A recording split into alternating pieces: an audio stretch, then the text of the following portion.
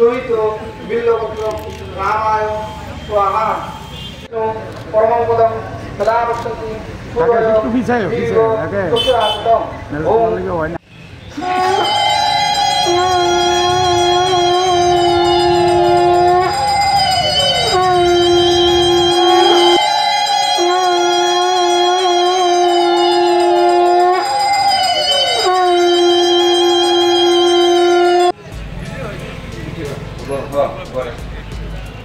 नाम पुत्र ओम विष्णु विष्णुरम तक्षदमिद्र महागमा परमं सदा रक्षन्ति देवी चक्षुरातम ओम सदार्य कील घृत शोरित बिल्लपत्र रामनाथाय स्वाहा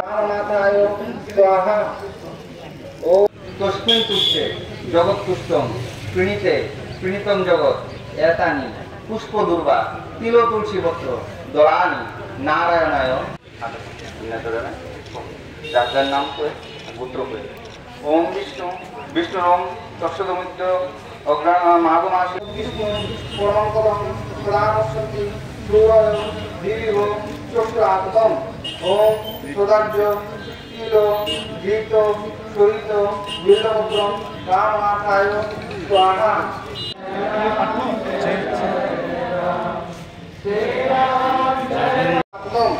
ओम सदार्य कील घृत शोरित बिल्लपत्र रामनाथाय स्वाहा ओम तद्विष्णु একজন ভারতীয় হিসাবে একজন সনাতনী হিসাবে আমরা আনন্দিত এবং আনন্দের এটা পরম আনন্দ। এই আনন্দকে ভাষায় বোঝানো যাবে না, এটা অনুভবের বিষয়।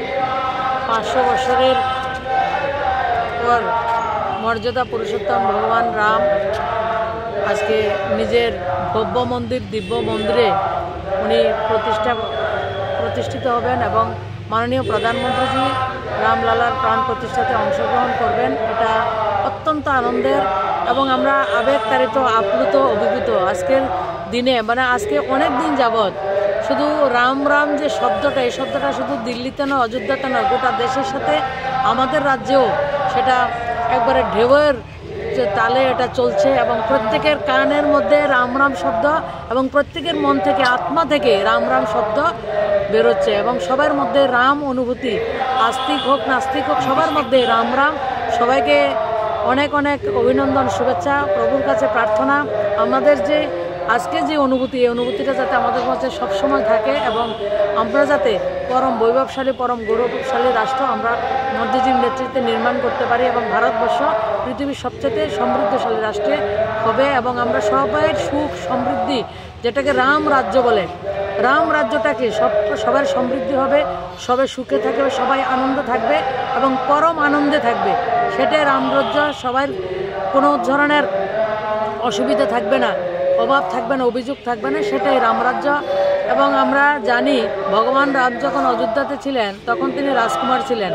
যখন তিনি বনবাস থেকে অযোধ্যাতে ফেরত এসেছিলেন সেদিন তিনি মর্যাদা পুরুষোত্তম হয়েছেন। এবং ভগবান রামের জীবনী আমাদের প্রত্যেকটা জীবন মানুষকে তার জীবন পদ্ধতি আমরা কিভাবে চলবো, কিভাবে থাকবো, সেটা রামের জীবন থেকে আমরা পাই। আজকেও মাননীয় প্রধানমন্ত্রী আমাদেরকে আহ্বান করেছেন প্রত্যেকে 5টা করে প্রদীপ প্রত্যেকের ঘরে প্রজ্বলন করব এবং প্রত্যেকে ভগবান রামকে আমরা আহ্বান করব।